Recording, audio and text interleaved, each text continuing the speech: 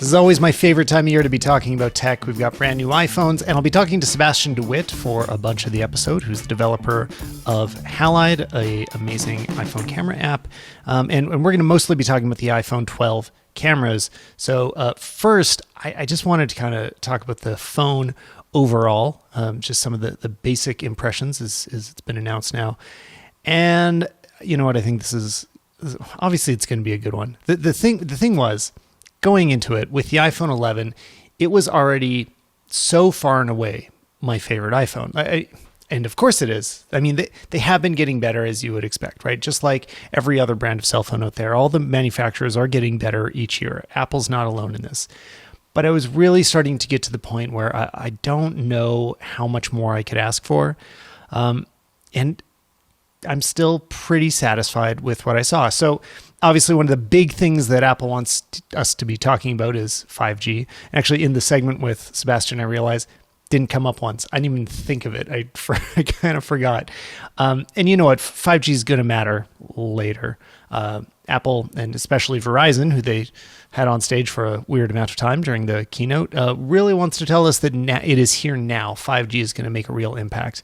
I was just looking at the 5G coverage map in my area around Calgary, and it looks pretty good, I think.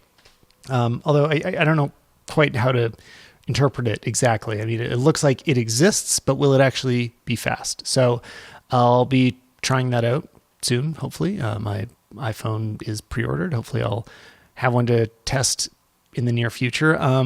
Honestly, 5G isn't even on my mind that often. I'm mostly going off of what other tech writers are talking about it because I want to talk about it when it arrives. I don't have a lot to say until I'm able to actually experience it. So more to come in the future on 5G. What will matter a lot more in terms of speed is that A14 processor. That is what's really significant and exciting and is going to affect really everything that the phone does. A lot of the speed of these iPhones is kind of invisible to us. It's not all about just changing between apps or startup times or refreshing your web browser. This turns into subtle, interesting behaviors that you don't necessarily notice. Like, I know that I can't remember which one, but I think it's one of the Pro models now has a smaller battery, but the same expected battery life. That happens by having a faster processor. So it's able to the efficiencies basically get passed down to the rest of the system. And I do want to touch on that experience with the Apple Watch Series 6, since I haven't been able to review it properly yet, that it has had such better battery life than the 5, which I absolutely didn't expect. I mean, it's much brighter outside, like visibly brighter, but it is lasting much longer too. I'm getting a full day and a half out of it, whereas I'd really max out at a day. If I wore my watch all day and slept in it with the 5, it was dead in the morning and I had to immediately plug it in. I can wear the 6 all day long, sleep with it, and get through most of another day. I will have to plug it in eventually. I can't go full 2 days, but it's getting pretty close to 2 days, which is amazing. And I think it feels like more than Apple even promised. I wasn't expecting that. And apparently that's all coming from processor improvements and efficiency. And that's what they've been focused on with the A14. So there's going to be surprises in how this works for us. Some of the stuff we know that it's been able to do is in terms of photography, the things like the way that Apple's going to be doing RAW, which we talk about in this episode, is really enabled by the faster hardware. We just couldn't be doing it without it. And another thing I want to be sure to touch on is MagSafe, which I think is visually one of the things that probably jumped out to a lot of average viewers. Like you can just see how it's working, and we all have this brand recognition built up for because MagSafe was one of the best little detail features in our MacBooks for so long, and I think we all miss it now that it's gone. So seeing them bring back that branding got us all excited.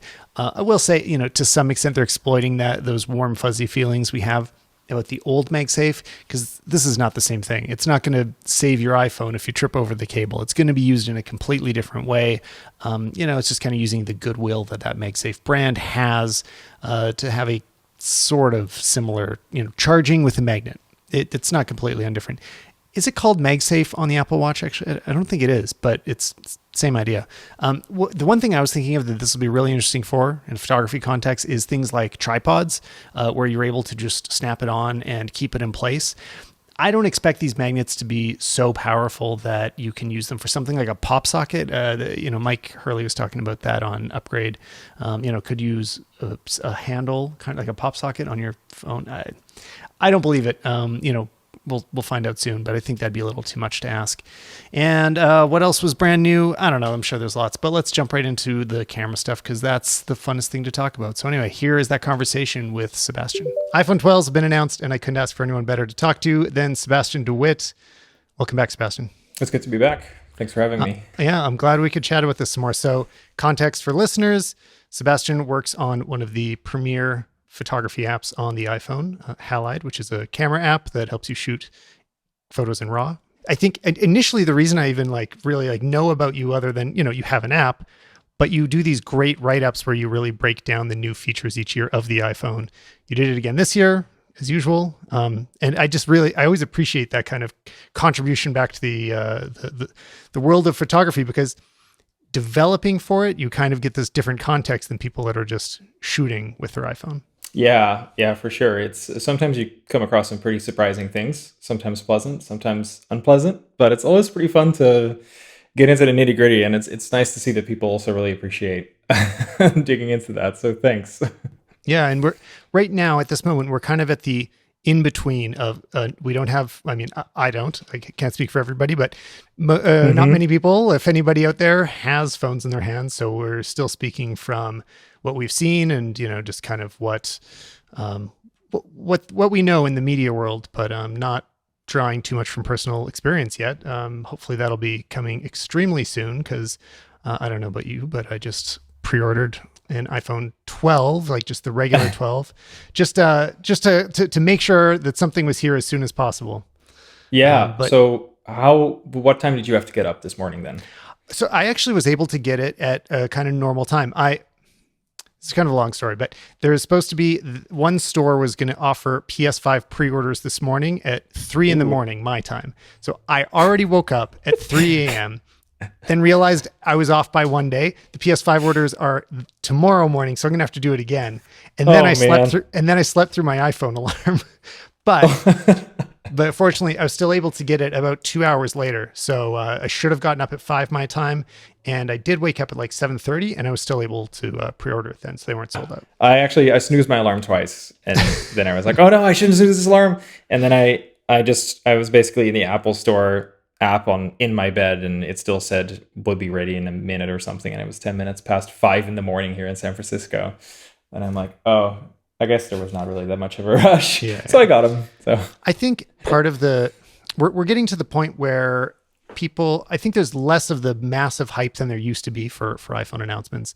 And at first, while I was watching this keynote, I had a feeling, especially in terms of the camera, that it was okay, maybe it's not a huge jump this year. Maybe this is one of those little spec bump years. And it wasn't until it was over that I looked back and kind of realized, wait, there was actually a lot in there, and this could be a pretty big camera year. And I don't know why it sort of snuck up on me. I think the structure of the keynote, of how they broke it up into so much of the camera news was early in the iPhone 12 segment, and then all of the Pro information was much later.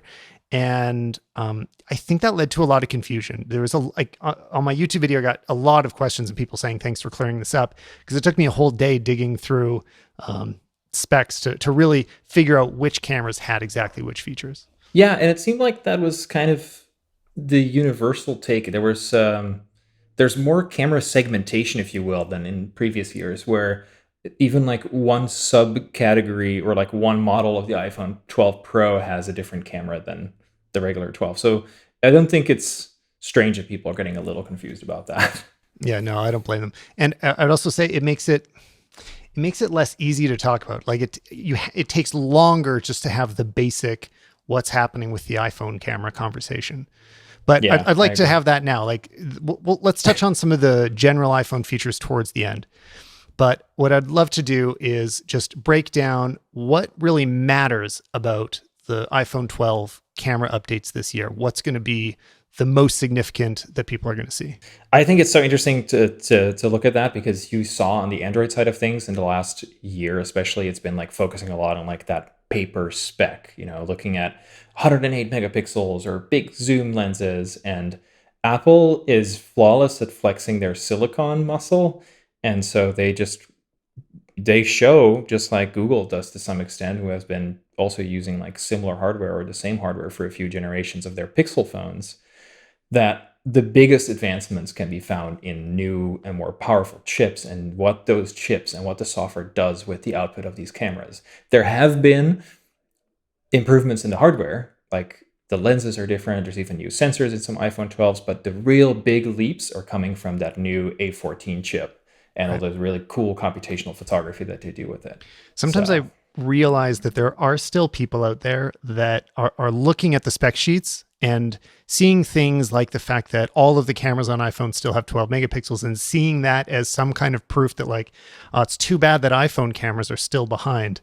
And I don't know if those people are even worth addressing, but maybe just to take 2 seconds, if anybody hasn't already run into this in their own lives, like the big megapixels in a small sensor they're not important.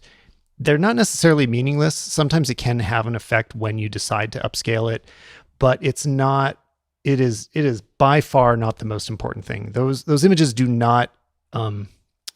are not very usable at their 100 or 50 megapixel sizes.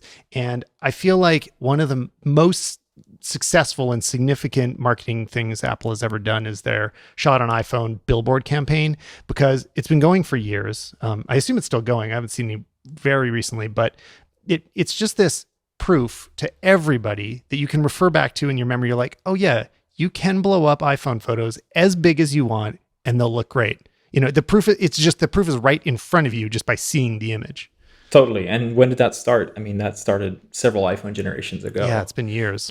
This episode is brought to you by Lexar, and most importantly, their new CF Express Type B cards, which are very exciting. If you haven't already seen these, they are ridiculously fast cards that are required for certain features on new cameras like the Canon R5, which is my absolute favorite thing that I've been playing with lately. I haven't had time to talk about it on the show yet, but I've been loving it. I haven't bought any of them yet. If anybody's wondering, I haven't bought an R6 or an R5. I hope to review the R5 soon, so stay tuned.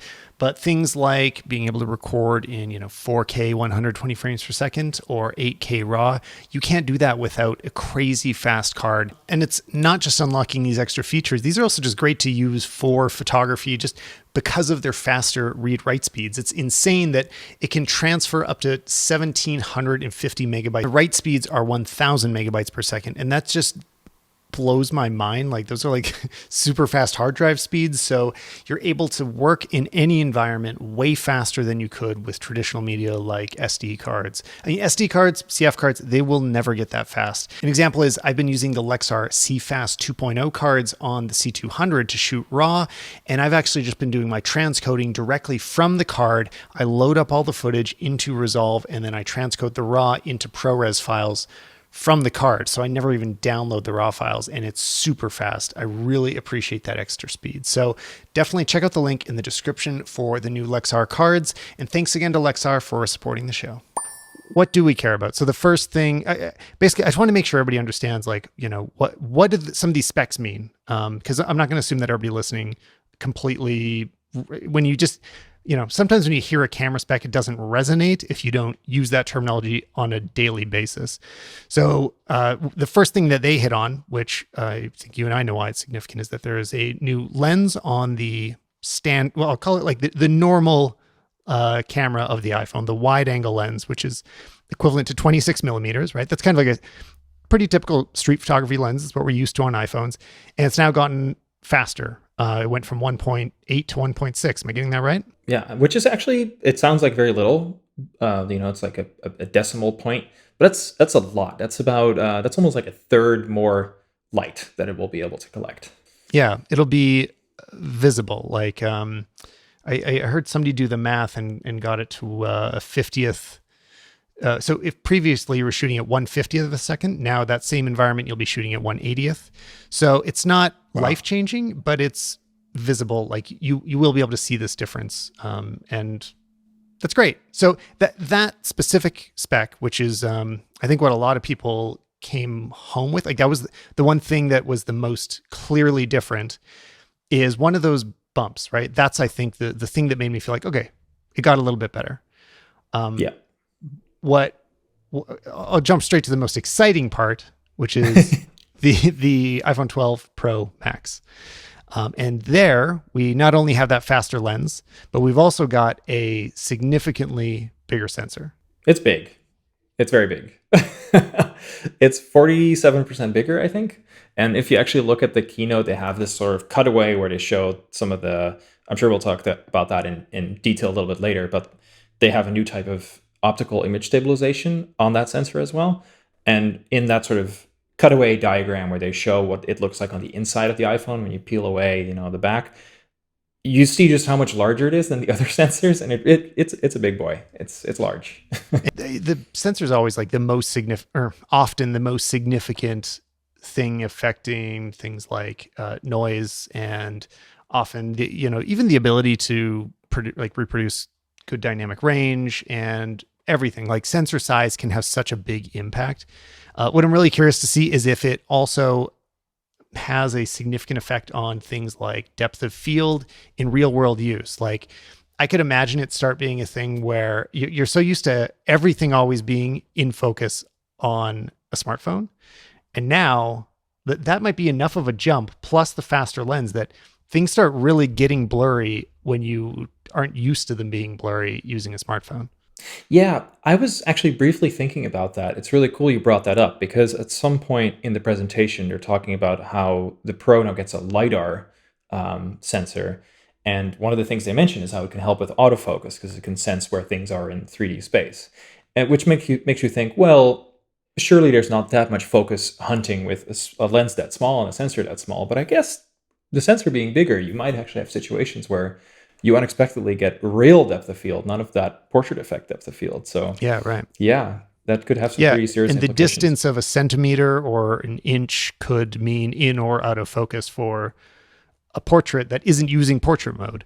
That's just, it has real optical depth of field, which we're not used to on phones at all. So, hitting more features. So that was another differentiator, is now it's got Lidar, which I feel like when they announced Lidar on the iPad Pros, that was actually the last time we talked. And you had some pretty exciting ways of looking at Lidar. But I feel like they didn't have as complete of a Lidar story for typical consumers. They were really focused on the future of augmented reality. And here they spelled it out in terms of autofocus. Like that was we're not just putting it on here as a spec. The reason it'll benefit you, the photographer, is you'll have great autofocus, especially in completely dark environments. I don't know. You know more about Lidar than me. How significant is this going to be? Yeah, I mean, for us, even though we built a little proof of concept app for it on the iPad Pro, we didn't see it as being hugely significant for photography, especially because a lot of people think, oh, it's like you can 3D scan objects now because, they think it works kind of like the front-facing true depth sensor, which maps your face. But the resolution of the LiDAR is more like meant to map something like a room, for instance. Like it really works on like kind of like a more coarse room scale level.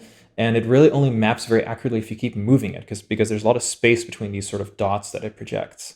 So I'm guessing it'll work really nicely with Apple's crazy secret sauce where it blends in, the feed from all those 3 cameras and like the parallax between those. And all of that is going to get fused and there's going to be some machine learning thrown on top and that's going to figure out what your scene looks like. I foresee that largely it will still be like augmented reality applications or like stuff that is in movement. But it is really cool that they seem to use it for autofocus at night, helping night mode probably, that kind of stuff. I'd be really curious to see what other applications we'll see out of it, or if it's actually different than the iPad's LiDAR. I would expect it's the same module, but a lot of the questions I got about it were how it might apply to portrait mode, and I didn't hear them say anything about that. So I think a lot of people were just imagining it, especially based on how the digital visualization of LiDAR was presented in the keynote, where it showed, you were taking a photo of people and then it presented the whole 3D world around them. And everybody's like, oh, that's how we're going to get our portrait mode scans now. I think from what they said that portrait mode's still going to work the same way it always has. Yeah, there's one little tidbit on the website which details that portrait mode is better because of improvements in the machine learning and improvements on the A14. And if you look at the way the dots are projected on that couple in that really beautiful computer animation they made during the presentation, that's not what the dot pattern on the iPad Pro's LiDAR array looks like. That looks much more like what a true depth resolution is.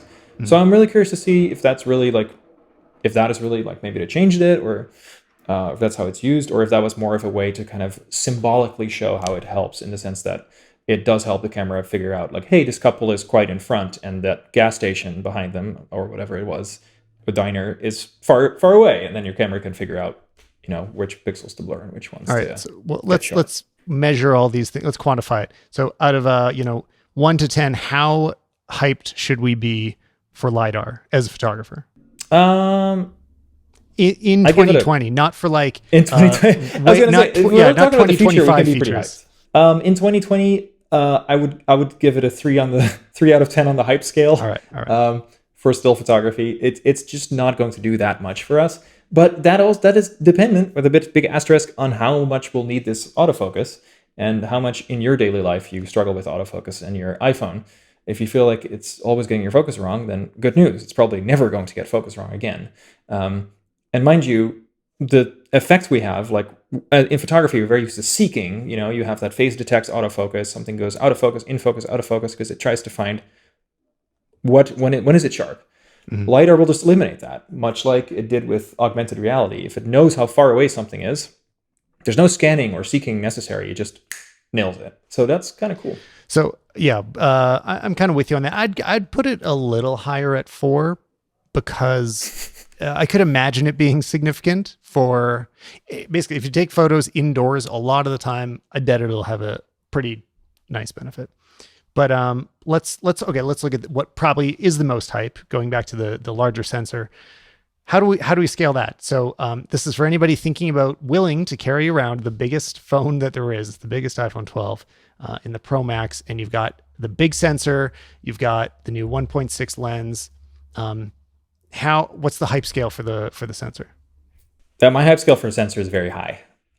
We have not had like a 11 sensor. High or Oh, this is it goes to 11. I think when it comes to the hype for the sensor, I'm at an 8 or a 9, because we have not seen a jump in sensor size and quality like this in an iPhone in a very long time. And now, like I mentioned, the computational photography side is so strong that we don't know just how that's going to respond to so much more high quality data. So one part is like, oh, the sensor is bigger, cool. But this is not going from an crop format camera to a full frame. No, we're going to put a big brain on top of that, which is maybe going to enable way, way better processing. So I'd be really curious to see, and would not be surprised if people who are now ordering the 12 Pro thinking, it can't be that much better, might be surprised to see how big of a leap in quality it would be. Yeah, I think that's going to be the impression. I think a lot of people are going into this thinking there's less of a difference between the 12 Pro and 12 Pro Max than there will be. And you know what? For that reason, I'm going to lower it on the hype scale. I'm going to give it a 7. I don't know. I'm just like basing it off of you. You're setting the benchmark, and I'm like, I'll go high low on Sebastian's. So I'll go just below you to a 7 because of the samples that we saw so far. And in theory, the bigger sensor should make an incredible difference.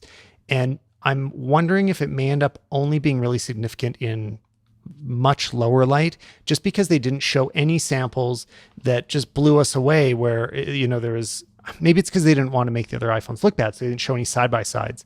But actually, that might be the whole thing. They maybe just didn't want to make the 12 look bad, so they didn't show it next to it.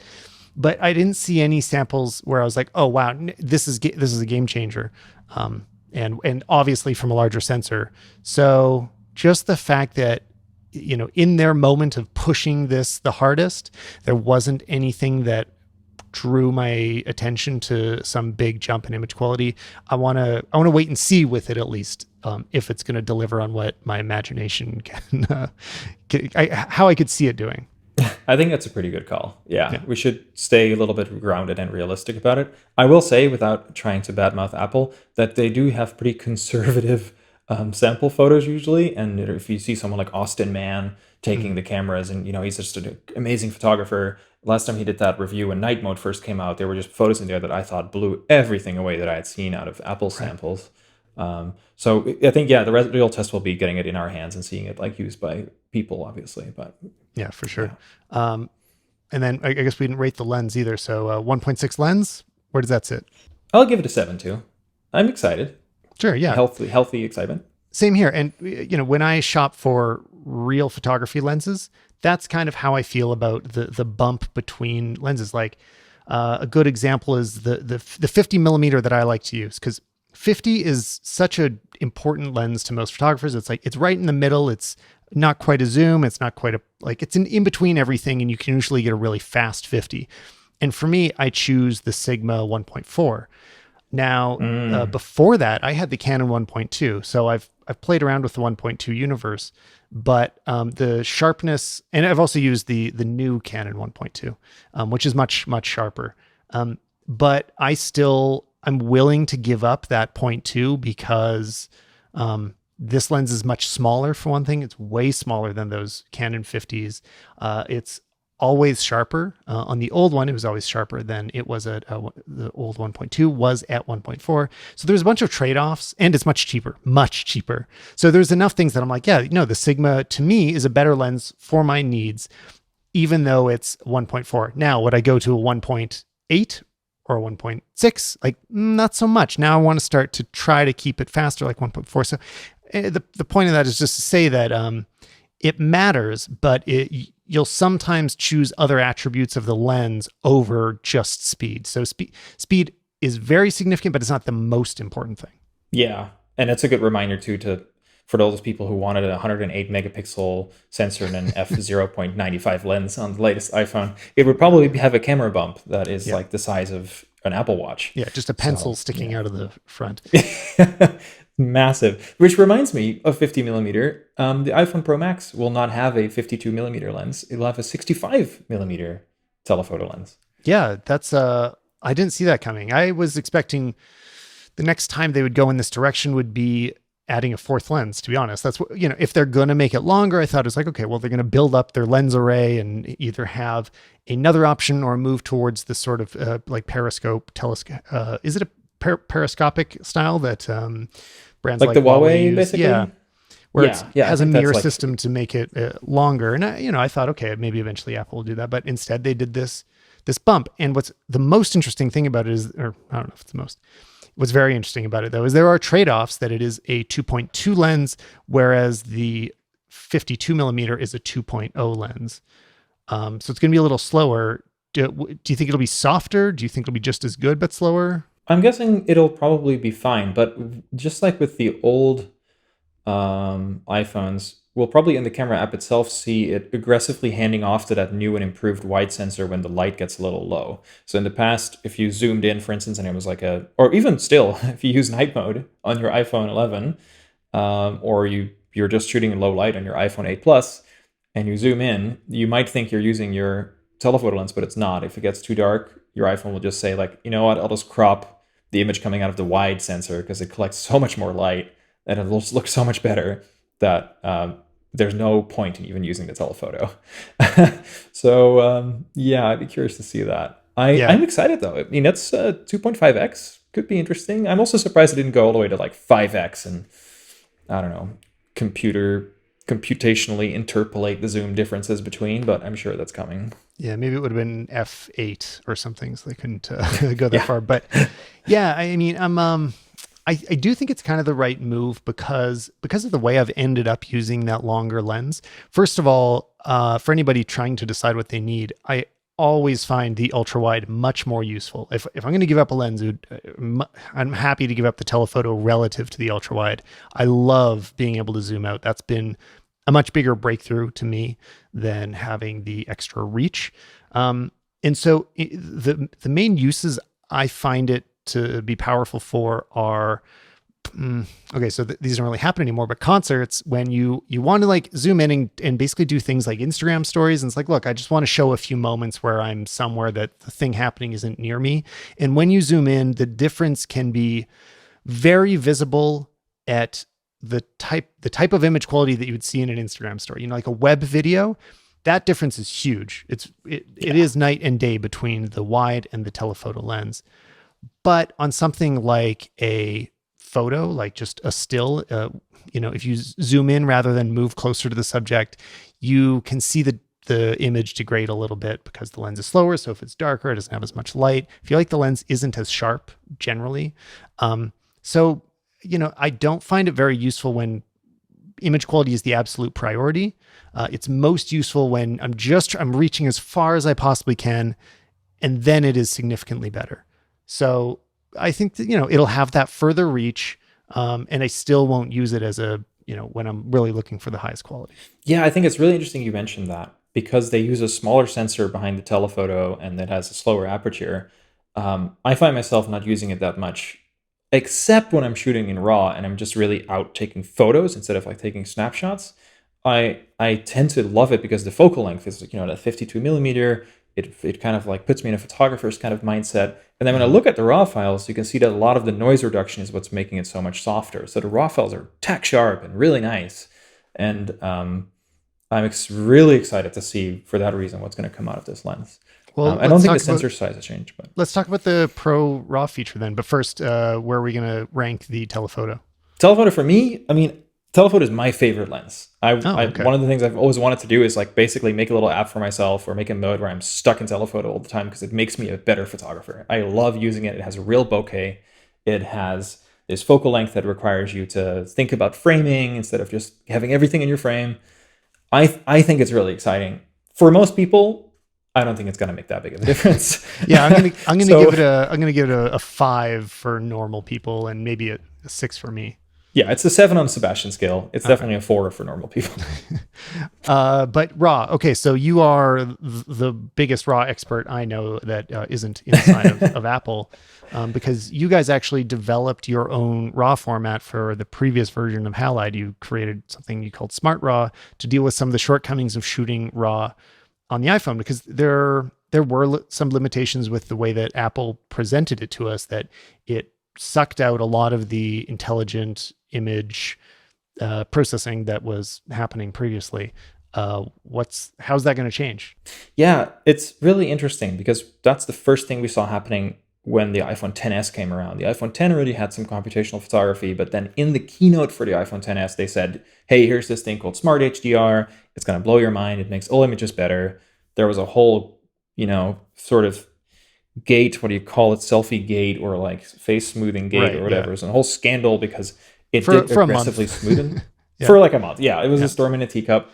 And then it became apparent that in the RAW files, you didn't see that. But the RAW files did look a lot worse all of a sudden, because what the iPhone was doing is doing a lot of that pipeline, a lot of that computational improvement purely on that JPEG. And that required us to in our app Halide to really create a different way to expose RAW files and get the best quality out of it. Now, what Apple's been promising with this new ProRAW format, according to their website, which, by the way, is also limited to the 12 Pro. So you're not getting it if you have a 12 or an 11 Pro or an 11. Mm-hmm. You're not going to get it. It's only for the 12 Pro and the 12 Pro Max. Yeah. But it says on the website that it's going to get some of those smart data and bundle it with your RAW. So you don't just get the RAW, but also all the things that the camera brain would have done. And that maybe would allow you to choose which one of those parts you want in your final file. It sounds pretty exciting. I mean, I think it could be pretty significant. And like going back to, I've seen quite a bit of anger out there at the fact that it seems like a software limitation, which Apple typically doesn't do when it comes to the iPhone cameras. It's like if you're limited on one of the smaller cameras, it's because of hardware. And I think because Apple didn't say anything about it, everybody thought like, oh, well, this is software because we don't see a hardware difference. What I've been hearing since then is there's a pretty good chance that is because of the additional RAM on the Pro models, which Apple never talks about RAM. They just, for some reason, wanted to kind of be a secret. I don't know why, because they go on and on about, how many neural engine cores there are and things like that. They don't mind getting into certain specs. For some reason, RAM has always been a spec that they've just avoided talking about, but there is more RAM in the Pro models.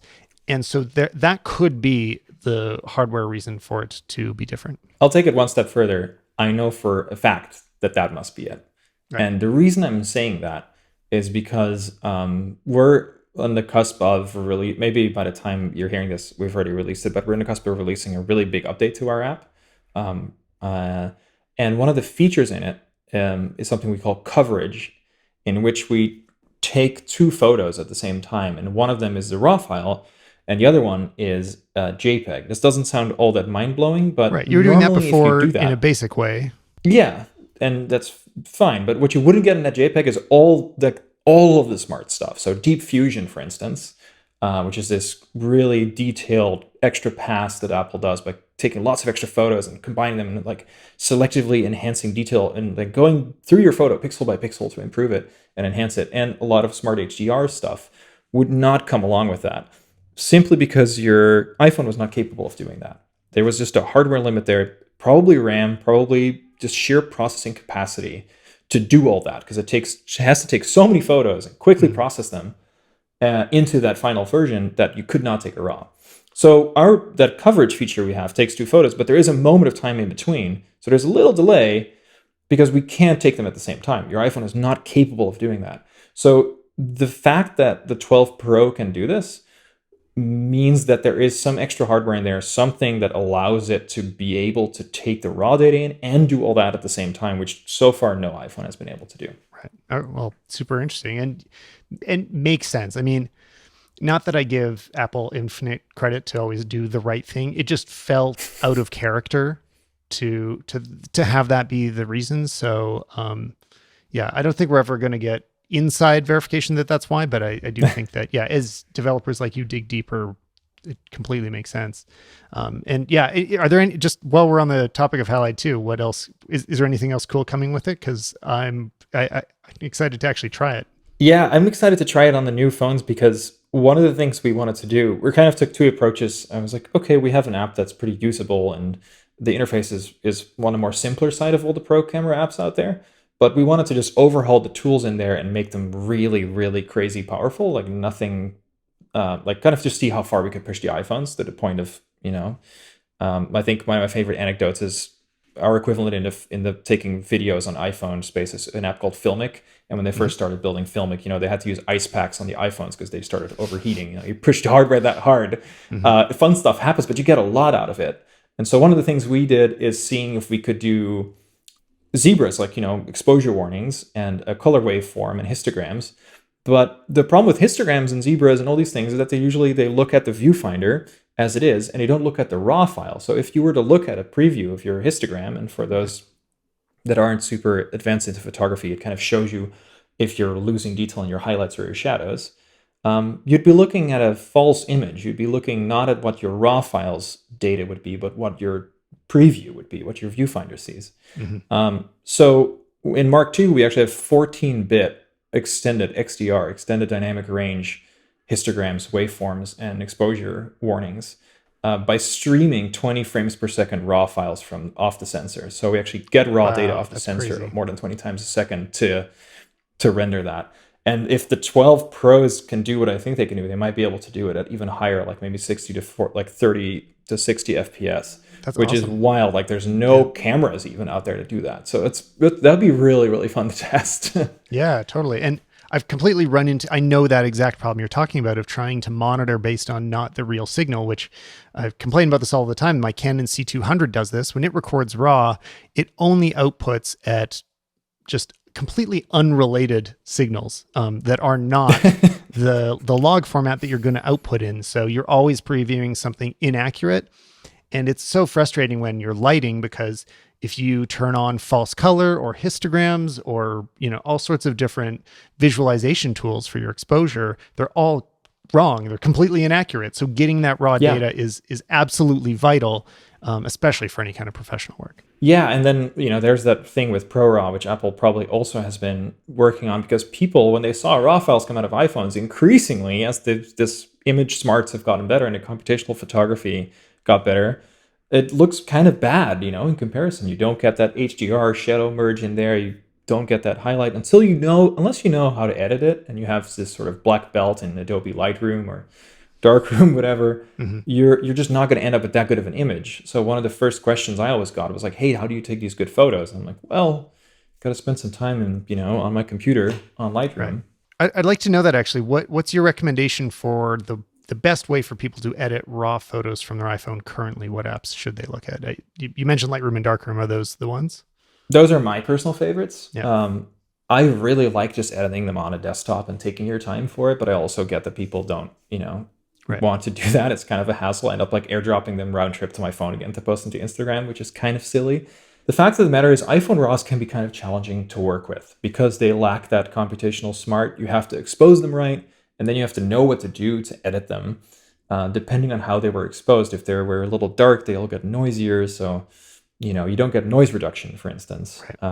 and you don't get HDR. Another little thing that we put into Mark II for that reason is a thing called Instant RAW.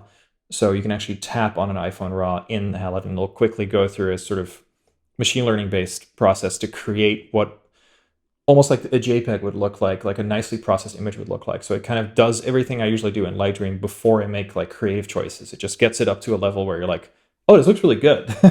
Nice. And it looked very different because again, it's grainy. It looks a bit more like a Mhm. film photo. It's got grain. It's got like less HDR, so it's a bit more. The process is modeled after the way like film photos are developed, but that is like kind of the start. And normally, if I were to do that in a Lightroom or a darkroom, it would take a lot of time to fiddle with like shadows and highlights. Yeah, I find for me, like Lightroom has been the one that I go to for raw, and it really takes an app that has considered raw and thought about it carefully. Because typically, for example, like Visco is my preferred just like filter app for compressed files, JPEGs and HEIFs. But Yeah. when it comes to raw, it doesn't handle them well. It kind of gets confused. Yeah. So It's Lightroom does a a good great charitable job. way to put it. Yeah. Well, so a lot of this feature might be changing with the new ProRAW. How excited should we be? It's hard to say because they've been so tight-lipped on the details. I Yeah. guess we'll have to wait to see. I noted the dreaded orange coming soon text on the Apple site, so it means it's probably not going to come with our phones next week. Right. Actually, yeah, they did say this was going to be in the fall, I think, right? This every year there's that one feature that you have to wait for, like previously is sweater mode and Yeah. portrait mode was like that one year or so. Famously, remember the portrait mode beta? They put a beta mark on it, which Apple never does. Yeah, right. That was weird. So that's interesting. So I'll jump out there and I'll say for me, based on the percentage of times that I shoot raw, I'll give it a 4, because if it gets way better, I'll start using it on important photos it'll still be only about maybe 20% of the photos that I shoot, but it'd be nice for those ones to get a lot better. But I imagine you shoot a lot more raw, so you're probably going to rate it higher. I only shoot in RAW, Yeah, but there you the go. reason I'm going to give it a higher score, I would ding it myself because RAW's been around for a while and it's going to be a huge headache for us probably to implement if it's so different as I think it is. Mhm. But I'm going to give it a really high hype mark because I think we're going to look back on this moment and there's people now already that say, I wish Apple would just go and make a camera and it would make like, a Sony A7, but with all these smarts and all these cool things. This is where the Apple iPhone camera has matured to the point of being a real camera. They get their own RAW format. They get their own RAW extensions, and they're going to take photography seriously to the point of having RAW capture, having a RAW pipeline. That's big stuff. That's moving into the big league. And I think from here on out, we'll see them taking that pretty seriously. So I'm hyped. I'm a 7 or 8. I think they said something about it being supported on all of the lenses. Is that right? No, I don't No, think so it is. is it still on the wide, or what is it on? What will it be available on? I actually don't think they said anything about that. Oh, okay. So I'm just making it up. What they did say is that Deep Fusion is coming to all the lenses. So That's what even I'm your thinking. front-facing camera is going to get Deep Fusion. Right. Deep Fusion and night mode is on all of them. That's what I was thinking of, is that a lot of the different things are coming to all of it. So Deep Fusion and night mode, and I know there's one more that I'm forgetting.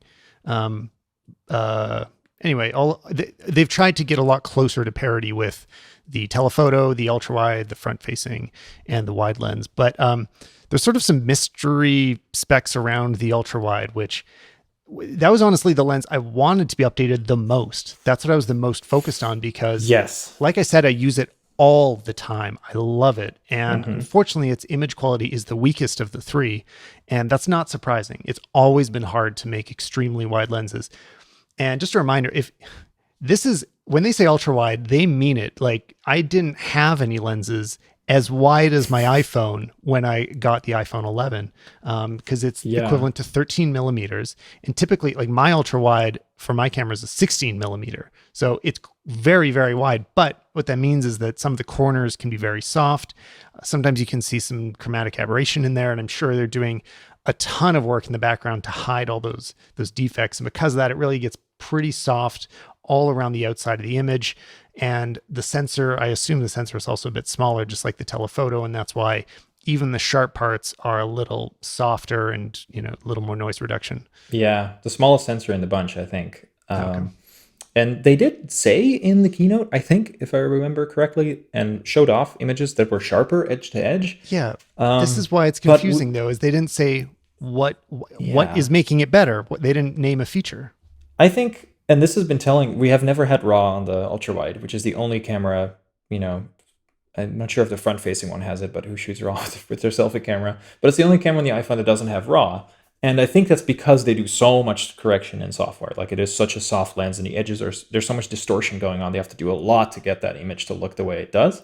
Right. And it's very possible that they've just been able to improve that processing with the new, Braun that it has. But also, I wouldn't be surprised if the lens is a little retooled, because it is a fixed focus design. It doesn't have any focusing parts, no moving parts in it. And if they kind of changed it, it would make sense for it to be a bit sharper. So hard to be hyped on that one. I don't know. I'll give it a 3, because it's going to be better on a lens I love, but probably not that much better. Yeah, same. 3. What else is left? So all of this, we're just like talking, I think, based on memory. I didn't print up a list in front of me. So what else are we? Oh, you know what I can't miss, because it could end up being really significant, is if we can just talk about video in general for a second, which I know you're mostly a photo guy, but I'm sure you can appreciate that it could be really significant that we are now getting not only 10-bit video, but also it's able to on the fly master to Dolby Vision, HDR. And I think there's parts of this that I don't know. I feel like it's hard to know how significant this really will be, because the Dolby Vision thing, I'm not sure how much of it's going to be marketing and how much of it's going to be real yet. It could be something where we look back at our old videos and we're like, wow, that was all terrible compared to this new proper HDR stuff. But it could also still be a situation where, like, okay, look, it's still a phone. And I think it was similar when we went from 1080 to 4K. It did get better, but we don't look at our 1080 footage as garbage, because the 4K still looks like it came from the same camera. It's bigger, but it's not miles better. It's not like shooting on a Red or an Alexa. It's an interesting flex, right? I think Marques Brownlee in his early impression videos said something to the effect of, I would have loved to have seen that higher refresh rate screen on there, but then people will argue, well, normal people don't care about that kind of stuff. But then I could stop, someone on the street here and say, like, hey, does your phone have 10-bit Dolby Vision HDR video recording? And I'm not sure at which word their eyes would glaze over. Right. Yeah. How early would they tune out? And I mean, that's the thing is, even for me, like, I work in commercial video and I don't worry about mastering in HDR. It's really hard to master good HDR. Just doing it isn't that technically difficult, like just to output something as HDR, but to make it look great is actually really challenging, and usually takes a professional eye and understanding a complex manual pipeline.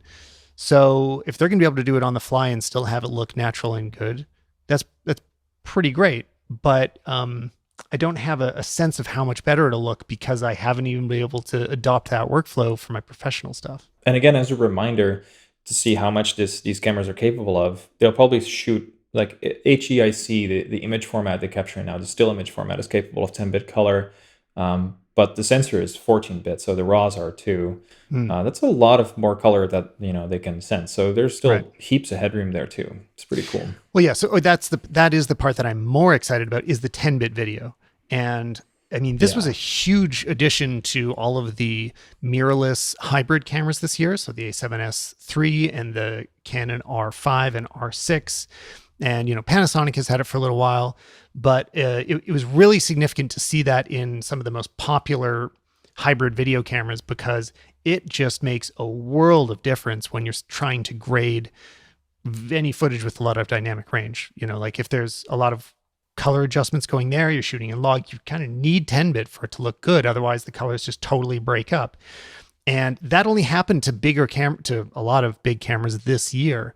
Previously, it was mostly cinema cameras. So the fact that it's coming to iPhones the same year as hybrid mirrorless cameras is really impressive to me. And I really hope this also means that I'm going to be able to color adjust and grade my iPhone videos a lot further. Yeah, so there's a good question. We've got ProRAw on the way. Do you want the new iPhones to, Yes, maybe the iPhone 13 could come with Apple Log? For sure, yeah. I need Apple Log. Yeah. So that is in Filmic Pro, and I dabbled with it. And the only thing about Log is that on the iPhone is I feel like Apple is already just doing such a good job of extracting the HDR information that they can from that sensor right now, that I don't know if you can pull that much more out of Log, but I should do some tests when it shows up.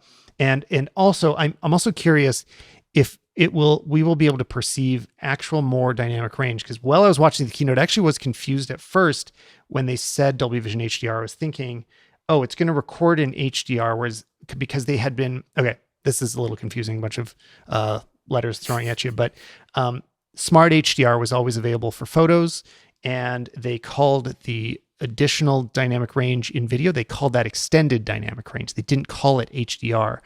So now they said Dolby Vision HDR is coming. I'm like, oh, so now it'll shoot the same dynamic range as photos, but that's not what it means. Anyway, this is all confusing. If it's confusing to me, it's confusing to somebody else out there. But I'm just curious, like, will it look like there is more dynamic range? It'll be really cool to put that to the test, or see what other apps like Filmic can do with it. I'm going to give it a 7. I think this could be big. Yeah, agreed. And again, another one way of saying, like, hey, this is us entering the big leagues. This is pretty serious. People like to joke about, okay, what professionals actually use an iPhone, and that comment comes up all the time. And it's like, okay, professionals don't use the iPhone to shoot the campaign typically, but first of all, there's a lot of different professionals, including journalists, that really will use their phone for things that get published in magazines and newspapers. That absolutely happens. So remember that there's more than one kind of professional out there, but every single professional photographer I know shoots on an iPhone or uses an iPhone as their primary phone. So when they're capturing casual photos, it's with an iPhone. Like, I don't know if there's a way for Apple to express this in the marketing, but when photographers say that their primary device is an Android, it's usually a sponsorship. I don't know any pros that choose Android phones over iPhones. So. Yeah, that's a really good point. And also, when cell phones started gaining cameras, everybody was making fun of it. And it's like, who needs a camera with them all the time? Man. And now we're in the middle of a global pandemic, and we're all working or taking school from home with one of the many cameras in our phones. I still see comments today from my video this week of people saying, aren't these just a phone? Like, why are you so excited about the cameras? This is supposed to make phone calls. I'm like, what year is this? Are people still thinking that way? It blows my mind. Yeah. Anyway, I know you had a hard stop and you got to go out there and launch your app in the next 48 hours or a couple days or whatever it is. So get back to work. It's a crazy time. Yeah, I can't wait to see it. Thanks again for making the time. Yeah, absolutely. It was a pleasure to be on again, Tyler. Thanks a lot. That's great. I'm so glad to have Sebastian back on. We were supposed to meet up when I was in Amsterdam because he was there. There was overlap. He was there at the same time that we were there, and I was very excited to chat with him about what they're working on with Halide, and it just didn't work. Just timing didn't happen to work out. So that's too bad, but now we got to catch up. So I'm excited to chat with him more once Halide 2.0 comes out. You guys will be seeing that in the App Store soon. I wanted to follow up on a few general photography and camera topics that I've been talking about or teasing both on the show and in YouTube videos. I just don't want to leave you guys hanging forever. So one of the things is the C70. That's a camera that I was very hyped about, and I know a lot of other people are as well. Unfortunately, there still isn't a lot more news about it. It seems like only a few select people have had access to review units. I'm trying to find a way to get one, but I don't have one yet, so I don't know. Somebody tell Canon I want to try the C70.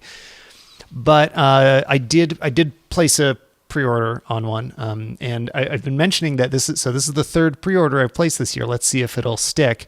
The others were the R6 and the red Komodo, and I canceled both of them, but I'm still tempted by all of these cameras. A few thoughts on, if you're looking at something like, if you're in my shoes, which not many of you are, you're looking at, for a mid-priced but professional video camera, and you're considering C70 or the Komodo, or maybe the C200. First of all, I mean, the C70 is going to be more useful in more environments. It's not above the C200. The C200 still shoots RAW, will get more dynamic range, and just have a lot more flexibility with the files. 14-bit or 12-bit. Wait, no, sorry. The C200 only shoots 12-bit RAW. But still, the extra bit depth of it is... Wait, am I right? Okay, somebody correct me. Anyway, the additional bit depth is very visible in those RAW files from the C200, and you're not going to be able to grade the C70 footage as much. So I would like to keep shooting with both of them. I'd like to have them as, cameras that sit side by side. It'll be really weird not being able to shoot 10-bit on the C200 still, but that's how it is. It does look like the sensor is way cleaner on the C70. Low light is going to be vastly improved. And actually, in terms of dynamic range, I'm curious to really see what the difference is, because that dual range or dual ISO, dual gain sensor that they brought over from the C300 Mark III could make such a big improvement that we might actually get somewhat better performance. It is possible that it has better dynamic range than the C200. It's just like, in the grade, will it turn out that way? What I saw in the comparisons, when you shoot RAW on the C300, which again, same sensor, it will maintain a lot more saturation in the highlights. And it was also happening on the C200. And this is based on the tests that CVP was doing. So you can watch that video on YouTube. And that matters outdoors with the sky. So often the sky is the thing that's almost blowing out, that's a little too bright. And if the C70 starts becoming really desaturated, that's going to be visible, and it'll, I don't know, not be ideal. That's when we're going to see the difference between 10-bit and RAW. So I don't know. I'm not having a hard time committing to any cameras right now. The Komodo is available. You can just order it on Red's website. That makes it even more tempting. But in the end, I do think what will probably end up happening is the C70 is just so much more versatile, having more slow motion options, which for B-roll, slow motion is incredibly important. So that may end up winning out. I have had the R5 for a little while to test out, and it's been really wonderful. If I haven't mentioned it on this show before, it is now the best stills camera that I've ever worked with. It just, the files are perfect. Like there's really not much to complain about in terms of usability. There's some things that I don't like that were removed from the 5D. Like there's a few physical controls that are less obvious, especially the top menus not having all of the direct button access that you typically had in the SLR days or DSLR days. So I don't think it's a complete win switching from a 5D to an R5. There are some physical controls that were, to me, objectively better because you don't have to enter a menu. I don't know. Maybe I just need to go on a few more shoots with the R5 to get comfortable with it. But image quality is bang on perfect. It hasn't overheated once since I've had it. And it's been really nice to just have so much flexibility in terms of slow motion options, being able to, compared to the R, which I've been shooting on, that I can just change it to any slow motion without worrying about losing different crop options or losing resolution options or anything. I just change the mode and it'll do it. It's available. Whereas what you get used to shooting the R is like, okay, if I'm going to change the speed, then I'm giving something up. So all that to say, R5, complete thumbs up. I don't think it is in any way a failure. I think the early negative reviews about the video are going to taint it in a way it doesn't deserve. Still excited for the C70. I still want a Komodo more, but that may or may not happen. And that's about it. A little personal news. If you want to just like follow along on Instagram, we bought a house recently. So this is unrelated to anything, but it now has a Instagram account of its own. If you go to Dover_house, you can see our renovation project, which is unrelated to anything. We bought it as an investment, basically. So we don't plan to move into it anytime soon. We're going to completely gut it, renovate it. If you want to follow along, it should be fun.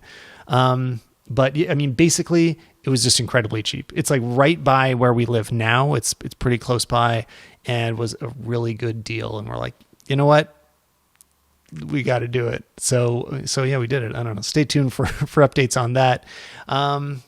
And what else? I mean, I don't know. That's about it. It's boring when I'm just talking to myself instead of a guest. So let's wrap up the episode. Thanks again to Lexar for sponsoring this one, and I'll see you guys soon, hopefully with an iPhone in hand.